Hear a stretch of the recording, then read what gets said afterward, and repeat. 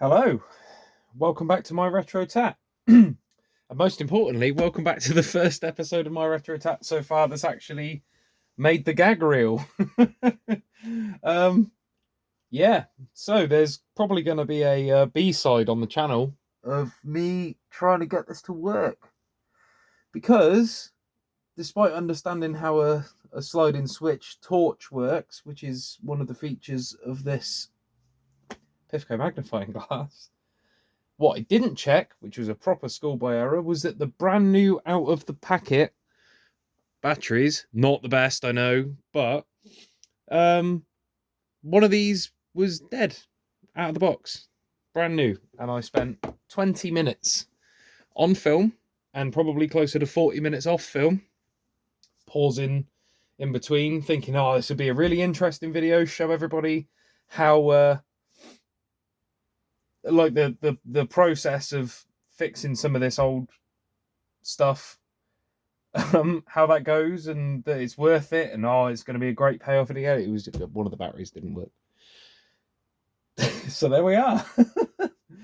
Right, get set up here. Beautiful Pifco self-illuminating Magnascope. Just do a quick rotational view for you again. Model 1731. This is Empire made. Further to the previous video, you'll probably hear that blurb if you watch the outtake. I might cut all that stuff out, but I'm still going to show me horribly bodging the repair. I was on the right lines. There was just nothing wrong with the battery. Let it go, Kyle. It doesn't matter. It doesn't matter. It works now. That's what matters. Circa the 60s, made into the 70s. I found a box that looked like it was from the 50s. Bizarre. So there are a few different boxes. This looks to be the 1970s one, which would also explain the color scheme, because they love their earth tones in the 70s, as we all know.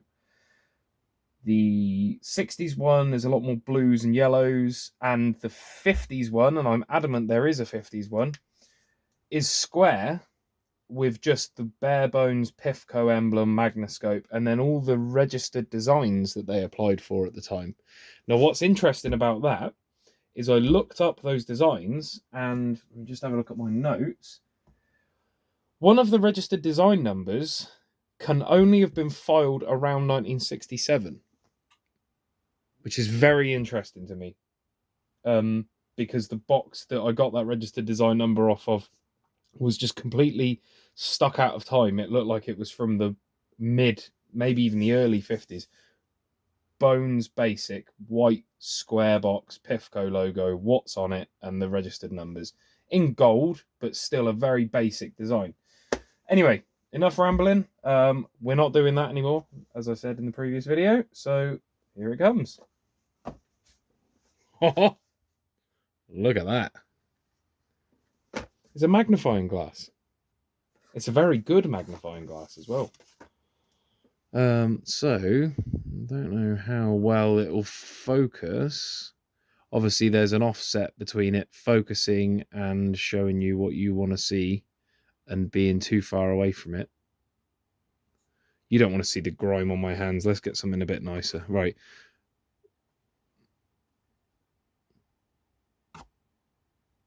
So it's about 3 times. There's about a 3 times zoom, as it were. So yeah, it's a now very grimy because I was trying to fix it. Magnifying glass. It's got a few other tricks up its sleeve because it's a Pifco product. Of course, it has. First things first. That's right. It's got a light. Beautiful little baby pygmy bulb. Does that still fly? You allowed to say that? That's what I always knew them as. Pygmy bulb in there. Surprisingly bright little light, actually.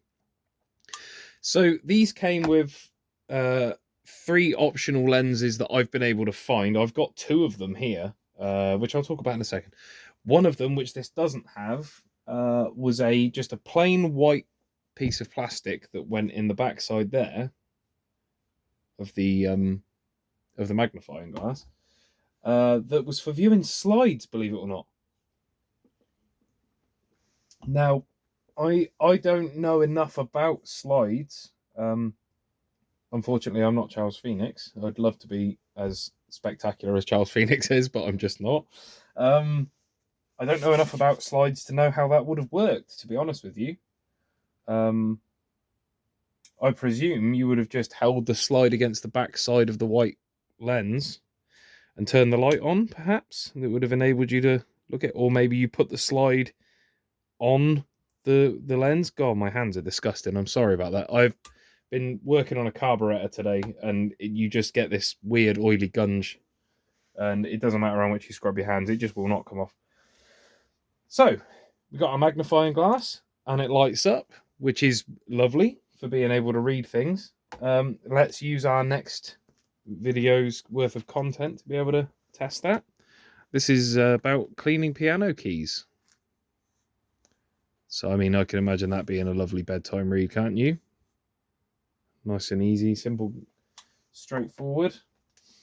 Yeah, I feel really guilty. This is dirty. But basically, as well as that, if you were map reading or going over blueprints, architectural drawings, something like that, and you wanted it for sort of scaling, you would pop this in. I'm loath to do this because the last time I tried to get this out, it was a nightmare, and we'll go into a bit of that in a second.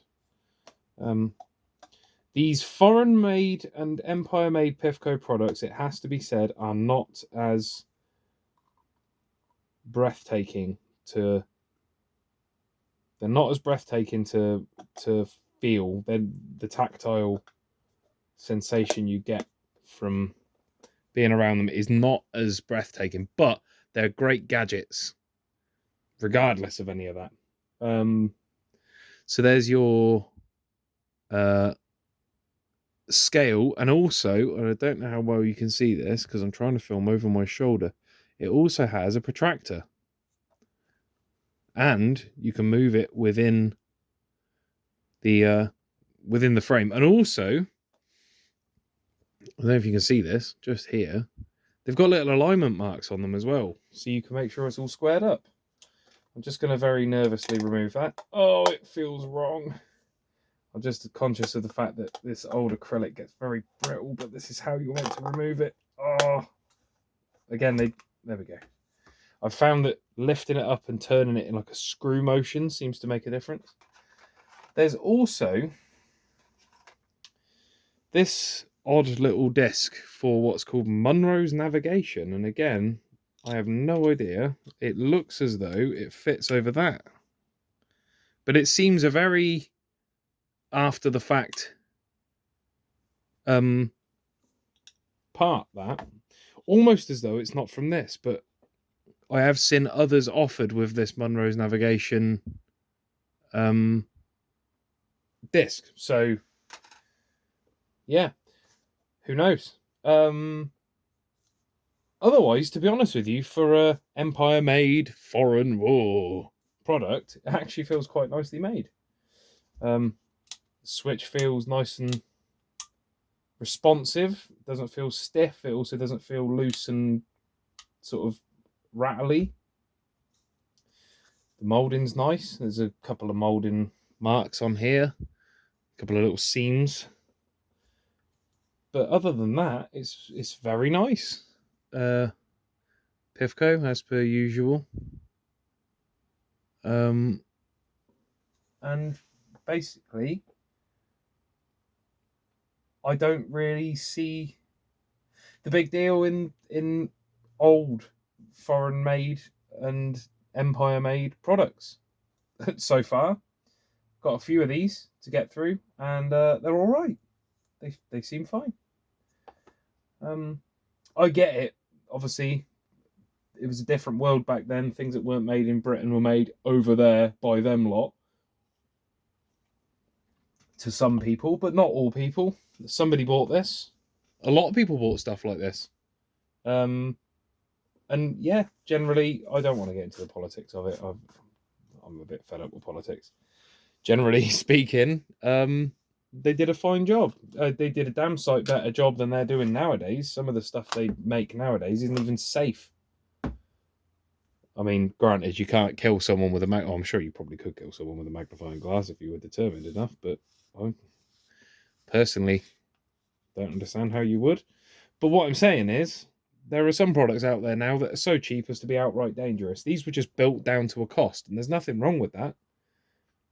Elderly person wants a magnifying glass. They don't want a big expensive piece of glass in here that's had to be ground. So we go for a double convex acrylic lens. Nice and simple. It's plastic. It's impact resistant, and you could pretty much look around the scratches, and it's massive. It's not like the size you see with the real old, like the Victorian magnifying glasses, but I'd say it's a decent product that does its job, and I'm sure being a Pifco product, it was very affordable. So, Pifco, you've done it again, as per usual. Another lovely Pifco product. Pifco Magnascope, everybody. Thanks very much for watching my retro tat. I'll see you soon.